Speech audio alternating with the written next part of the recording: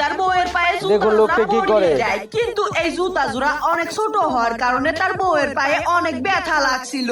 কিন্তু এই লোকটি তার বউকে জুতা জোড়া পরাতে পেরে অনেক খুশি হয়ে যায় এবং সে তার বউকে নিয়ে ডান্স করতে শুরু করে দেয়। এবং ডান্স করার ফলে লোকটির বউয়ের পায়ে অনেক ব্যথা লাগতে শুরু করে দেয়, যার কারণে সে তার হাজবেন্ডকে ধাক্কা মেরে ফেলে দেয় এবং লোকটির বউ দ্রুত জুতা জোড়াকে খুলে হাফ ছেড়ে বাসে এবং সে রেগে গিয়ে তার হাজবেন্ডকে ছেড়ে দিয়ে চলে যায়। এদিকে মেয়েটির হাজবেন্ড অনেক টাকা দিয়ে এই জুতা জোড়া কিনেছে, এজন্য সে এই জুতা জোড়া নিজের পায়ে পরে নেয় এবং এই জুতা পরার ফলে তার পায়ে নিজের পায়ে পড়ছে।